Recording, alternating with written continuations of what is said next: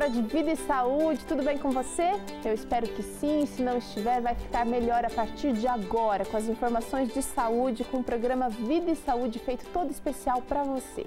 No programa de hoje a gente vai conversar sobre assuntos muito interessantes, a gente vai conversar um pouquinho sobre o abuso da mulher, a violência contra mulheres, também vamos conversar sobre os benefícios da caminhada e outro assunto interessante também, nós vamos conversar sobre os abusos contra deficientes físicos. No programa de toda essa semana a gente tem conversado sobre abusos e é importante, muito importante a gente conscientizar sobre como são praticados esses tipos de abuso para que a gente possa agir, para que a gente possa mudar a realidade do nosso Brasil, a realidade da nossa vizinhança, da nossa comunidade. E eu quero falar com você agora que gosta de interagir com a gente através das redes sociais. Entra lá, novotempo.com/vida e saúde, lá tem culinária, lá tem programas anteriores, tem dicas de exercícios, séries de exercícios que você pode fazer em casa.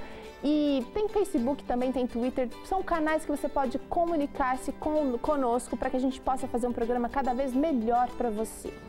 E eu quero conversar agora com a Rebeca Stina, ela que é psicóloga, amiga, parceira do Vida e Saúde, tudo bem? Oi, minha querida, tudo bem, graças a Deus. Que bom. Olha, vamos falar sobre um assunto muito sério, muito triste, violência contra as mulheres hoje, Rebeca. Eu tenho um dado aqui muito interessante da ONU que diz que em cada 10 mulheres, 7 ou sofreram ou vão sofrer algum tipo de violência, algum tipo de abuso. Esse dado é um dado bastante alarmante. Ele é alarmante, ele é real. E assim, eu fico muito triste de ter que falar sobre esse assunto, mas ao mesmo tempo fico feliz pelo fato de a gente estar falando de uma coisa que acontece, é recorrente. E existem muitas ideias erradas sobre o que é o abuso da mulher. E a gente sabe que a maioria do abuso da mulher acontece em casa, é um abuso doméstico, né? A gente chama de violência doméstica.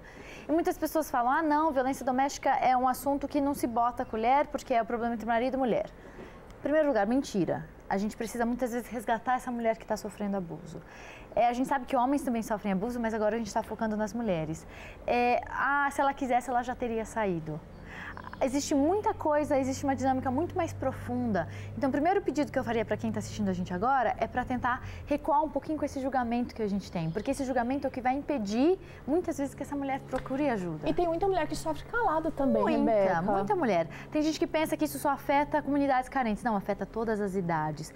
Quando a mulher ela é abusada fisicamente, existe uma certa coisa de controle e de culpar a mulher, muitas vezes, pelo que ela está sofrendo. Então, existe a culpa, a vergonha, o sentimento de inadequação, para quem que eu vou contar, isso vai passar. A gente fala do ciclo do abuso, Eu queria falar um pouquinho sobre esse ciclo, porque é importante a gente entender o que mantém uma mulher no ciclo do abuso, por que ele acontece e porque muitas vezes parece que vai ter solução para a mulher e ela acha que ela não precisa agir.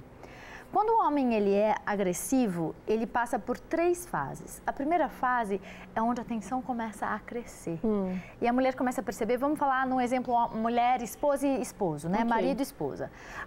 Ela percebe que a tensão dele começa a crescer e ela sabe que alguma coisa ruim está para acontecer. Nessa fase, ela vai estar pisando em ovos, toda preocupada. Vai fazer de tudo para ele não se estressar. Porque ela sabe que se ele se estressar, alguma coisa negativa vai acontecer. E muitas vezes não começa com a violência propriamente dita, começa com abuso emocional, verbal. Mas aí surge um tapa, depois vem um murro, as coisas vão escalando. Primeiro, então, vamos voltar. A tensão cresceu. Aí vem a agressão. A mulher não conseguiu conter, porque é um problema do homem. Ele está com dificuldade de controlar os impulsos e muitas vezes agride a mulher para aliviar essa tensão. Acontece a tensão. Muitas vezes essa mulher vai sentir vergonha, dor, machucada, mal-estar. Às vezes vem um alívio, porque aquela primeira fase da tensão ela estava muito angustiada, então pelo menos já aconteceu, acabou, mas ela sente muitas coisas muito negativas e muitas vezes internalizada. Aí o que acontece? Nessa hora ela vai procurar a polícia, nessa hora ela vai procurar ajuda, porque ela está machucada, ela está com dor emocional, dor física. Aí vem a terceira fase, e aí que está o X da questão. A terceira fase a gente chama de lua de mel. Por quê?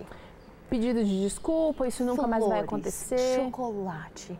Ele vai ser tudo que ela sempre quis que ele fosse. Porque, em primeiro lugar, ele quer acreditar que vai dar certo, que ele é bonzinho. Eu fiz porque eu estava alcoolizado, eu fiz porque eu uso drogas. Não vai acontecer de novo. você me irritou, você não deveria usar essa roupa, você não deixou a casa ajeitada, você não cuida dos nossos filhos, você não mantém nossos filhos quietos quando eu chego em casa. Então tem vários tipos de jogos de culpa. Nessa terceira fase, ela vai querer acreditar que as coisas vão melhorar. Então, por essa terceira fase da lua de mel, promessas, ela ama esse marido. Ela perdoa. Ela perdoa. Só que aí o ciclo começa a acontecer com maior frequência. E aí a segunda fase que vem a agressão, ela pode ir piorando. E aí que a vida dessa mulher está em risco, Teru. Então é muito complicado. Hoje a gente tem uma lei desde 2008 que chama Lei Maria da Penha, que é a lei voltada para o abuso da mulher, abuso físico, abuso sexual. E a mulher pode sim tirar proveito dessa lei para ser segura, para se sentir segura, para procurar ajuda. Olha, a Rebeca está falando de um ciclo aqui muito dolorido, muito difícil. Muito complexo. E ele pode ter complicações mais sérias, o chamado femicídio. Pode chegar até a morte. Pode, sim, Teru. Porque às vezes no momento de fúria, são os crimes passionais, né? No momento de fúria a pessoa agride a tal ponto que leva a outra à morte mesmo. Rebeca, então por isso que é importante a gente identificar e combater esse tipo de agressão. É muito importante. E se você está sofrendo esse tipo de agressão, ou se você está sendo esse agressor, a gente fala para todas as populações. Geralmente a gente pensa no agressor é um psicopata, é uma pessoa ruim. Às vezes é um empresário. Às vezes é uma pessoa que está à frente da liderança, que está bem na sociedade, é bem financeiramente, tem uma família linda. Ninguém sonha. E essa mulher tem a vergonha de contar e esse homem não vai procurar ajuda. Existe ajuda para os dois grupos. Existe ajuda para o agressor, existe ajuda para a vítima. E provavelmente o que eu aconselharia para você, se você é o agressor que está assistindo, você quer mudar, você quer melhorar, procura ajuda, procura hoje. E você, mulher, procura ajuda também. Você não precisa estar nesse relacionamento abusivo. Você vale muito mais do que esse valor que o homem está dando para você nesse momento da sua vida. Tá certo, Rebeca. Olha, obrigada pelas palavras sábias e eu espero que o nosso telespectador realmente possa sair da zona de conforto ou sair, de repente, de uma situação difícil e procurar ajuda de verdade. Obrigada, viu, Rebeca? Um prazer, minha querida. Agora é o seguinte, a gente vai fazer um pouquinho de atividade, a gente vai conversar um pouquinho sobre atividade física e os benefícios que essas atividades podem trazer pra gente. Eu quero convidar aqui o Diogo Albuquerque, ele que é educador físico. Tudo bem, Diogo? Olá, Teru, tudo bem? Bem-vindo ao Vida e Saúde mais uma vez. Vamos sentar aqui um pouquinho. Vamos sim. Tanto se fala sobre caminhada, Diogo, e as pessoas, assim, às vezes não conhecem, talvez não conhecem a fundo os benefícios que esse tipo de atividade simples, econômico e acessível realmente pode trazer pra gente. O que você tem para começar a falar sobre esse assunto? Bom, na sua fala você já disse, a caminhada é algo simples, você não gasta dinheiro, você pode fazer em casa e em qualquer lugar. E os benefícios são imensos. Outra coisa que eu acho interessante da caminhada também é que, assim, é um tipo de atividade que ela abrange um grupo muito grande de pessoas. Crianças, jovens, adultos, idosos, praticamente todos podem realizar pelo menos um pouquinho da caminhada. Exatamente. Ele é uma atividade tanto individual como coletiva. E não tem nenhuma doença que limite a pessoa a fazer algum tipo de caminhada. Então ela é duradoura, ela é a longo prazo, ela vai trazer benefícios para o resto da sua vida.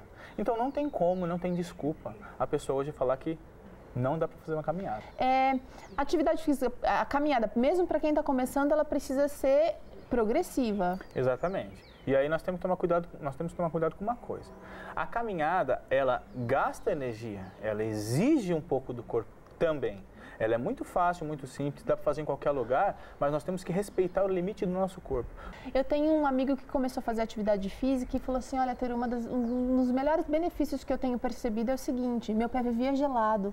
E agora eu estou percebendo que, mesmo no final do dia, que era quando ele estava gelado ainda o pé, ele sentia esse problema, meu pé está quentinho.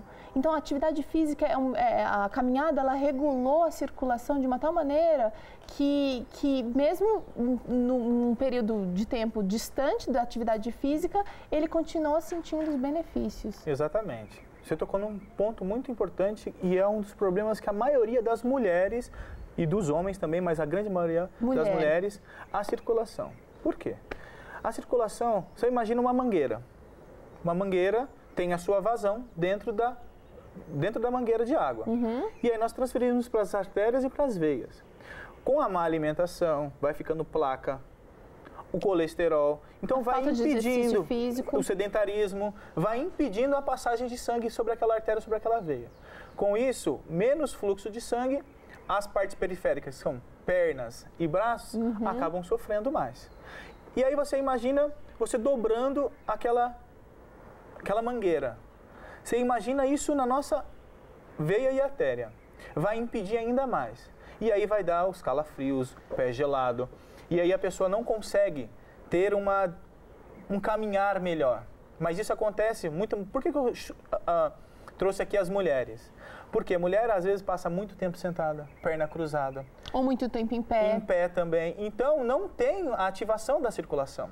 E aí uma das coisas que ajuda a facilitar a ativação da circulação é a caminhada. E eu caminhando vou fortalecer mais coração. Fortalecendo mais coração, vou mandar mais sangue para minhas artérias e veias. E aí nós temos lá na parte inferior a panturrilha, que como eu já disse aqui outra vez, é o coração da nossa perna, que vai estimular ainda mais a passagem do sangue.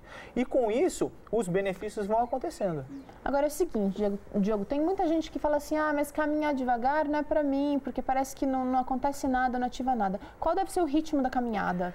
Bom, o ritmo ele é de leve a moderado.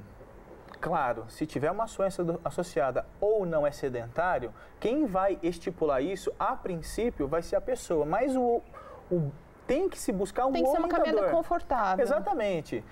Você percebeu que você está caminhando e o seu coração está batendo muito forte, você está muito ofegante, é um sinal que você ultrapassou um pouco o limite. Então, reduz um pouco mais. Reduz a marcha, vai um pouco mais lento. Eu gosto de brincar com os meus alunos, que é o seguinte, eu falo, quem que é o termômetro do seu corpo? É você mesmo. Você sabe quando está mais acelerado, menos acelerado, se dá para aumentar o ritmo ou não. Então, a caminhada é uma reguladora também e você pode acelerar ou desacelerar o ritmo de acordo com o que o seu corpo apresenta naquele momento.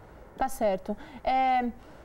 Existe algum tipo de respiração que eu preciso estar fazendo durante a caminhada? Inspirar pela boca, pelo nariz? Exatamente. Hoje em dia eu converso com muita gente e eu vejo muita gente caminhando e faz a respiração pela boca mesmo. Puxa o ar pela boca, expira pela boca. Quando eu expiro um ar pela boca, dependendo do tempo, esse ar vai diretamente, se tiver um tempo frio, vai diretamente para o meu pulmão. Chance de ficar resfriado mais fácil. Sem filtrar pelo nariz, sem aquecer. Exatamente. Quando eu puxo o ar pelo nariz, tem o processo do aquecimento. Os meus pulmões vão receber esse ar melhor e eu vou me cansar menos. Então, gente, a respiração é feita sempre pelo nariz, puxa o ar pelo nariz e solta pela boca, tá bom? Tá certo, Diogo. Olha, quanta coisa a gente tem para aprender com um exercício tão simples, tão básico, mas que é tão fundamental para a nossa saúde. Obrigada, viu? Obrigado, eu. Vamos para um rápido intervalo. Na volta tem assunto sério por aqui. A gente vai continuar conversando sobre abuso. Agora a gente vai falar sobre abuso contra deficientes. Daqui a pouquinho a gente já volta.